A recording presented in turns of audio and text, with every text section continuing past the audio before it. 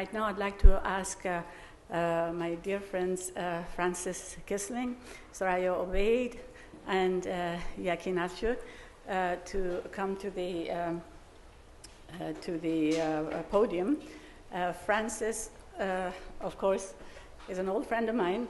She is a lion of fighting for women's rights and fighting larger-than-life sources and issues and powers. And she is founder of Catholics for Free Choice. And recently, after her retirement, she has turned to academia and is at the University of Pennsylvania Center for Biotechnology. And I was just telling Francis this morning that Muslims for Free Choice would be a great thing to have. And she said, clever and funny as she always is, Muslims with any choice would be a good thing to have. So I would like to ask Francis to come. Well, maybe you can speak from where you are and introduce the two brilliant speakers this morning.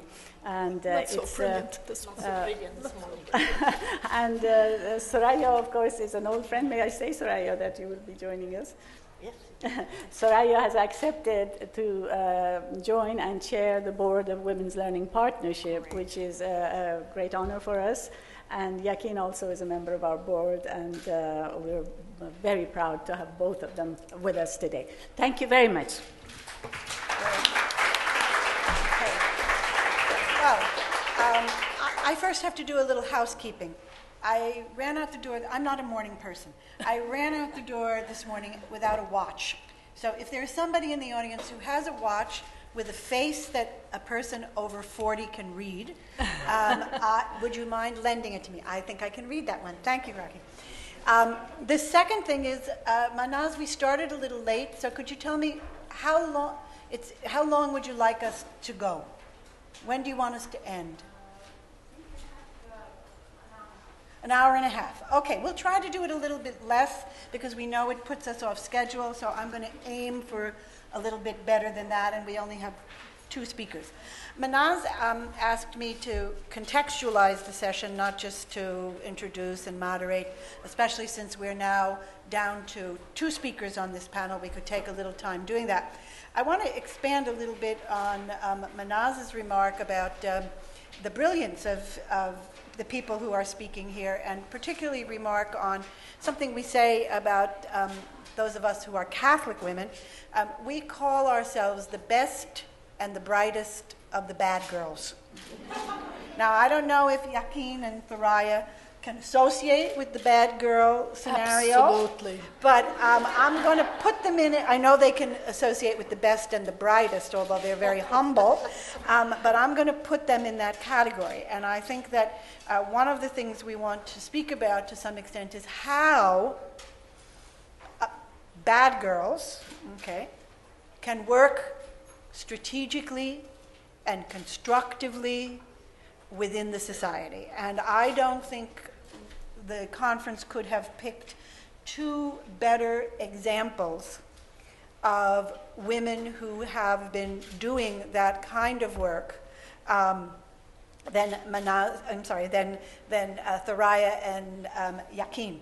So I just want to acknowledge the two of them for the enormous work that both of them have done in this task of reintroducing or refreshing a discourse about religion and culture in the two very big institutions in which they have worked.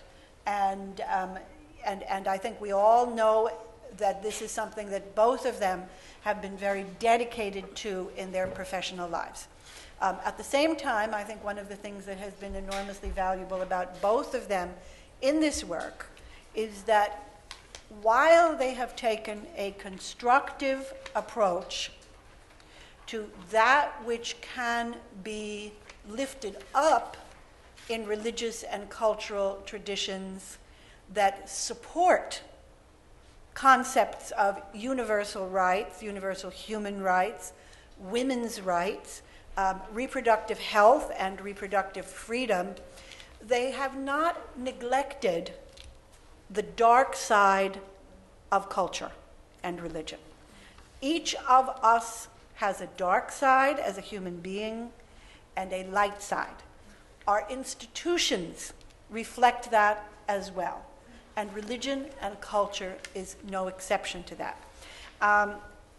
I think that Manaz's remarks about the state of the world that we face right now and the enormous lack of civility, we are experiencing this especially, I think, in the US at this time with much surprise, but I think perhaps we should not have been surprised. Often in the feminist movement, we talked about backlash, that whenever there are in societies great moves towards social transformation and the recognition of women as rights-bearing moral agents is a massive social transformation. Whenever these social transformations succeed to some extent, a backlash, including violence and passion, result. Susan Faludi wrote about it, of course, in terms of the backlash against the feminist movement. And I think the election for in the narrowness of the U.S., but the U.S. is never ultimately narrow, the election of the first African American president of the United States, in and of itself, was symbolic of massive social change and generates the kind of reaction we are seeing. This is not just against government. This is against Barack Obama. And in the context of religion and culture, it raises the issue of the importance of symbology. No set of major institutions understands the use of symbols more than religious institutions do.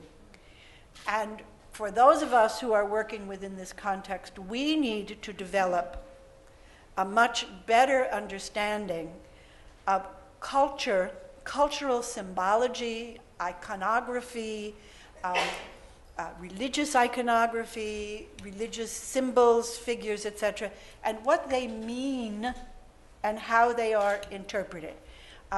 It is not just politics, the economy, and sociology that we need to pay attention to. We need to pay attention to these issues as well. I think one of the questions, and I'm not sure where Yakin and Thoraya are going to take their presentations, but I was reviewing some material a few days ago on the origin of values. Okay, where do our values come from? You know, we all have these values, and to some of us, some of them seem self-evident. You know, well, we just know we're for peace and love.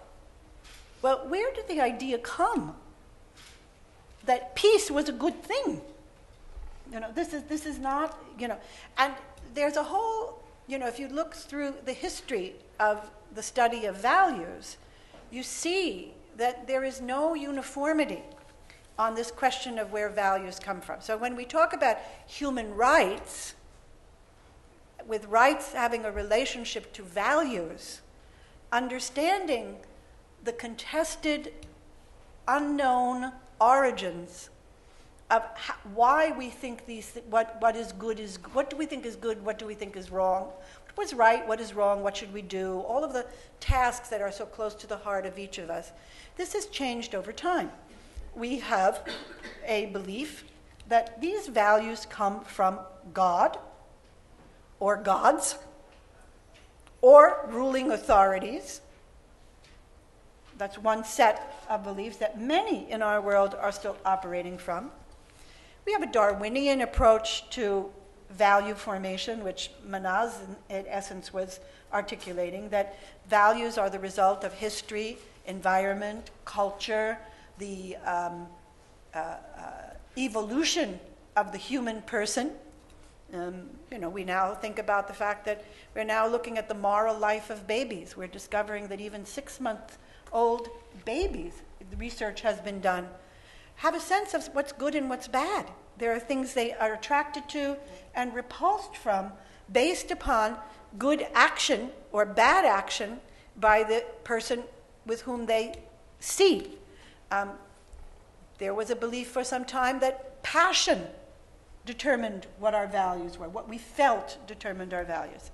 Then we get to Kant and others who believed that reason determined our values, that we as humans could know what is good and what is bad by our human reason and by looking at ourselves and saying, I would not like this done to me, therefore I would not want to do this to others. So this has never been resolved to this day, in which we have a universal consensus on the origin of values. And therefore we are going to have debates over the origin of human rights. Where do they rest and where do they come from?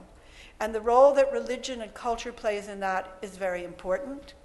And the absence of the participation of women over the equal participation of women over the centuries in theoretical formation of ideas is something we are paying for now, as women in the past have paid for, in terms of how we see these human rights.